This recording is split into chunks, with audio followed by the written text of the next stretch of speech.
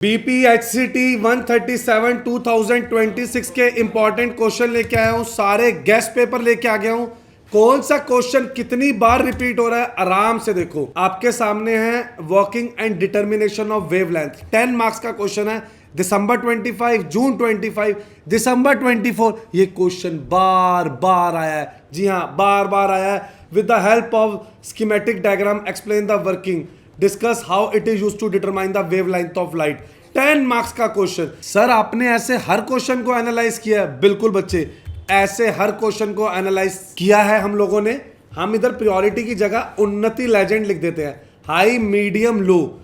अब देखेंगे ये पहला इंफ्रोमीटर वाला क्वेश्चन एक बार छोड़ के बार बार आया तो 2026 में आएगा ही आएगा। ये एक दो बार छोड़ के बार बार आया, ये क्वेश्चन आएगा ही आएगा। ये 2026 के लिए बहुत इंपॉर्टेंट क्वेश्चन है। सर सॉल्यूशन दिखाएंगे? सॉल्यूशन कैसे लिखे? बिल्कुल दिखाऊंगा बच्चों। कैसे पॉइंट फॉर्म में आंसर लिखे कि एग्जामिनर फुल इंप्रेस हो जाए, मार्क्स काटे ही ना। ये देखेंगे आंसर, उसकी वर्किंग, फिर डिटर्मिनेशन, तरीका होता है आंसर लिखने का, स्ट्रेटेजी होती है। अगर हम वो स्ट्रेटेजी फॉलो कर ले तो मार्क्स कटते ही नहीं है, तो हमें वो स्ट्रेटेजी अच्छे से फॉलो करनी है। तो सर इसका लेटेस्ट पेपर दिखाएंगे, ये लीजिए आपकी स्क्रीन पे प्रेजेंट है दिसंबर 25 का लेटेस्ट पेपर, जिसके अंदर आप देख रहे हैं कैसे न्यूमेरिकल्स आ रहे हैं। आराम से देखेंगे ये न्यूमेरिकल्स, कोई जल्दी नहीं है न्यूमेरिकल्स को देखने की। ये देखेंगे किस तरीके से आया पेपर, 5 साल का पेपर। जी हाँ, 5 साल का पेपर आपने करे बिना जाना ही नहीं है। एटलीस्ट 5 इयर्स का पेपर हम बच्चे करेंगे ही करेंगे। एक एक क्वेश्चन का एनालिसिस दिखाऊंगा, जैसे भी आपको दिखाया कि कौन सा क्वेश्चन कब कब आया, आप देखेंगे। सर इसके सॉल्यूशन ये रहे आपके सामने। सॉल्यूशन कैसे लिखे? It is the light gathering capability of an optical fibre. ये कैसे डिफाइन किया जाता है? Of the maximum angle of acceptance at which light can enter the fiber and still guide it through the core by total internal reflection। थोड़े से point form में जरूर लिखेंगे आंसर, कहानियां मत लिखना, मार्क्स नहीं मिलते। कुछ पेपर्स होते हैं जिनमें आपको कहानी लिखने के मार्क्स नहीं मिलते, ये पेपर उनमें से एक है। Define energy and level diagrams of 4 pumping scheme in lasers. आप देख रहे हो ऐसे डायग्राम, ऐसे आंसर्स आपको कहीं नहीं मिलने वाले। आपको आगे आंसर दिखाता हूं, 1 सेकंड रुकते हैं। मेरे चैनल उन्नति एजुकेशन को लाइक सब्सक्राइब शेयर करो, अभी लाइक सब्सक्राइब शेयर करो। ये देख रहे हो सारे असाइनमेंट्स के सॉल्यूशन, ये सारे सॉल्व पेपर्स मैं लगा चुका हूं। सॉल्व पेपर्स, जी हाँ, सॉल्व पेपर की बात कर रहा हूं। अभी मेरे इस पे आ जाओ unnatieducations.com पे।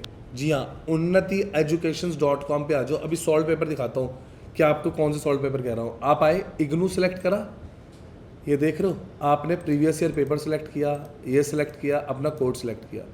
मत करो इतना भी करने की क्या जरूरत है। ये रहा व्हाट्सएप सपोर्ट, बस क्लिक करना है। ये रहा एनी हेल्प, फ्रेंड्स के साथ शेयर जरूर करना है। क्लियर है? चलिए आंसर देख रहे हैं। ऐसे डायग्राम कहाँ मिलेंगे? कहीं नहीं मिलेंगे ना। ये देख लीजिए, आराम से देखिए answer. Solve assignment, handwritten assignment या प्रोडक्ट या प्रैक्टिकल फाइल हो, जिसके बिना डिग्री मिलती ही नहीं है।